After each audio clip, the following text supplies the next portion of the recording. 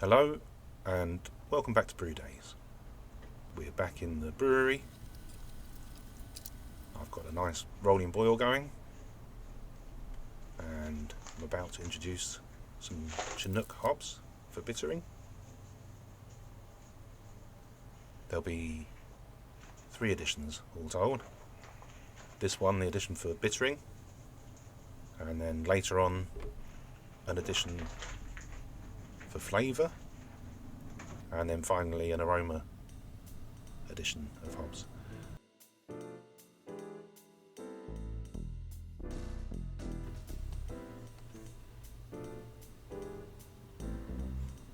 And I'm also going to be introducing some Fuggles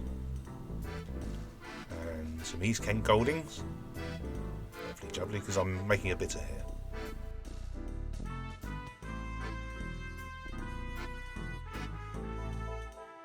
The next lot will be for flavour.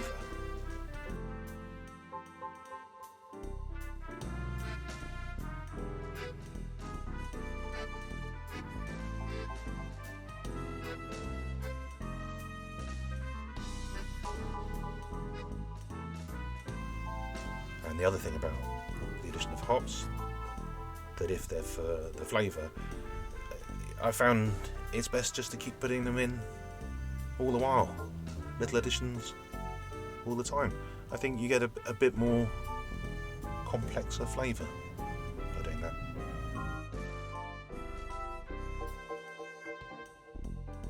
I learned that from the head brewer somewhere, and I've tried it and it certainly doesn't do any harm.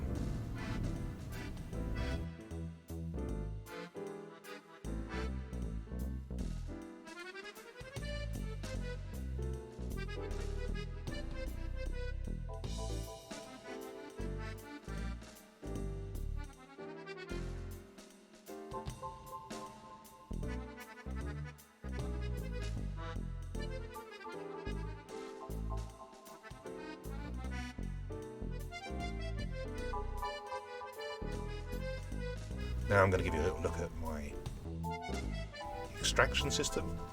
It's a little bit Mickey Mouse, but it's basically some 4-inch ducting connected to a ducting fan, and then at this end we've got a galvanised brazier lid cobbled to it. It's not ideal, it being galvanised.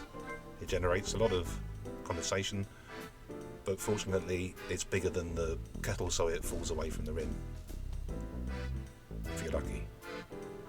Okay, I might just shut up now and allow you to enjoy the piano solo.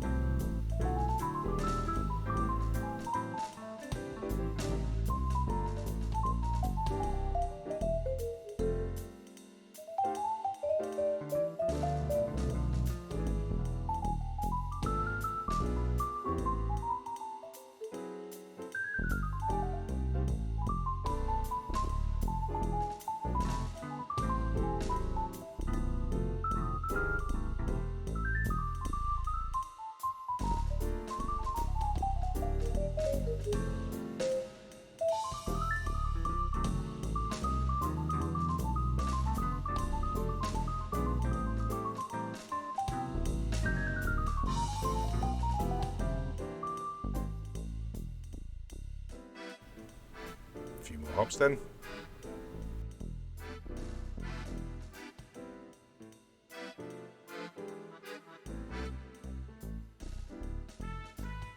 It's important when you're introducing hops for flavour that you don't introduce them too early, otherwise they'll only add to the bitterness. And so a mistake I used to make was not allowing for the cold break. It's a bit deceptive, the term for that, because really it's very hot during the cold break.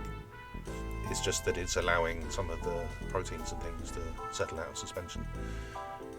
Anyhow, and if you don't include that half an hour in your timing, then hops that you intend to be for flavour can end up being bittering hops. And I've made that mistake many times. Many times. Took me a while to work that one out, unfortunately.